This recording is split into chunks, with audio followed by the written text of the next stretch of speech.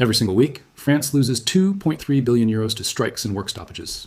That's more than Portugal spends on its entire military. Every week. Imagine Paris metro stations empty at rush hour, trains frozen on tracks, garbage piling up on the Champs-Élysées, ports shut down, refineries blockaded, the entire economy held hostage. That was France in 2023, in 2019, in 2016, and 2010. Now, President Macron is attempting the most ambitious economic reform in French history. He's dismantling a labor system that's been untouchable for 80 years. Half of what he's proposing has destroyed previous governments. Some reforms have literally never succeeded in modern French history. He has 18 months before the next election to find out if he can break the pattern. What happens next will determine whether Europe's second largest economy becomes competitive again or slides into permanent industrial decline, and whether your investments in European markets survive what comes next. The problem isn't new, it's structural, and it's been building for 8 decades. France operates under a labor system created in 1945, immediately after World War II. At the time, it made sense. Rebuild a devastated nation, protect workers from exploitation, create social cohesion. 80 years later, that same system is strangling economic growth. Here's what makes France different from every other developed economy. Union members represent just 8% of the private sector workforce. Yet union agreements cover 98% of all employees. Let that sink in. 8% membership, 98% coverage. This isn't collective bargaining. This is collective veto power. 5 major unions control labor policy for 29 million workers. Most of those workers never voted for these unions, never joined them, can't opt out of their decisions. But here's where it gets truly dysfunctional. French labor law doesn't just protect jobs, it makes firing nearly impossible, hiring incredibly expensive, restructuring legally complex enough to require teams of lawyers. The result? French companies face the highest labor costs in Europe, even higher than Germany, which pays workers more but has far more flexible rules. A French employer pays €1.42 in taxes and charges for every €1 in salary. That's a 142% loaded labor cost. Compare that to Germany's 128, the UK's 115, or the US at €1.08. When it costs 42% more to employ someone in France than America, and you can't restructure when markets change, companies make a rational choice. They don't hire. France's unemployment rate has stayed above 7% for 2 decades. Youth unemployment hovers near 18%. In some suburbs, it exceeds 40%. Meanwhile, Germany's unemployment is 3.1%. The Netherlands, 3.6%. Even the post-Brexit UK manages 4.2%. This isn't a temporary problem. It's permanent economic underperformance baked into law. But here's the kicker. The deeper issue isn't just cost, it's rigidity. French companies operate under a 3,400-page labor code. The entire US federal tax code is 2,600 pages. France's labor regulations alone exceed the American tax system in complexity. Want to lay off 10 or more employees? You need government approval. The process takes a minimum of 6 months, often over a year. Want to change work schedules? Negotiate with unions. Want to relocate a facility? Negotiate with unions. Want to introduce productivity improvements? Negotiate with unions. And if negotiations fail, strikes shut everything down. The average French worker strikes 10 times more frequently than the average German worker.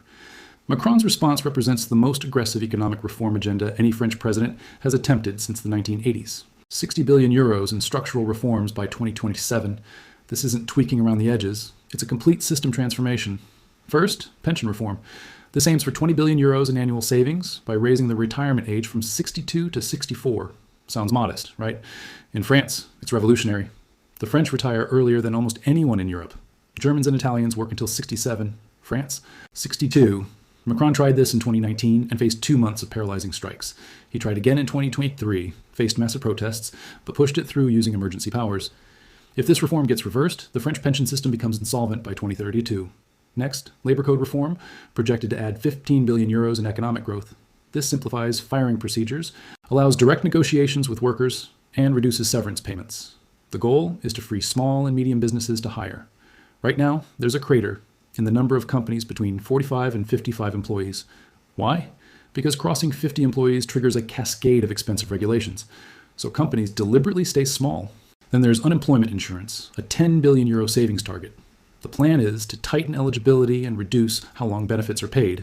And finally, an 8 billion euro investment in skill training, creating German-style apprenticeship programs to fix the paradox of high unemployment alongside severe labor shortages. While France debates, Germany automates, and Spain innovates. Macron is betting his entire political future on breaking this 80-year-old cycle.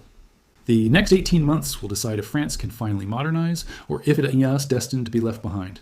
France is attempting a $60 billion economic overhaul, 3 years to transform Europe's second-largest economy. On paper, it looks like a standard set of reforms.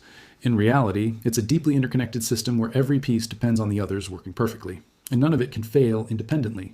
So, can it succeed? The arguments for success aren't trivial. Macron has already achieved what previous presidents couldn't. His 2017 labor reforms actually passed, the first major labor legislation in 30 years. He made it easier to negotiate at the company level, simplified rules for small businesses, and capped damages for unfair dismissal. And critically, unemployment fell from 9.4% in 2017 to 7.1% by 2023. Foreign investment jumped 24%, and business creation hit record highs. The reforms worked. That proves change is possible. France also has structural advantages no reform can take away. It's the world's 7th largest economy, home to 31 Fortune Global 500 companies, and a European leader in aerospace, luxury goods, and nuclear energy. Its infrastructure is world-class, its education system produces elite talent, and its geography is ideal for trade. The bones of a competitive economy are there. They're just trapped inside rigid institutions. Macron also has political capital previous reformers lacked. He won re-election in 2022, the first president to do so in 20 years. He's termed out in 2027, with no re-election to worry about and no political future to protect. This is his last chance to cement a legacy, giving him rare freedom to push unpopular changes. Think of Germany's Gerhard Schröder.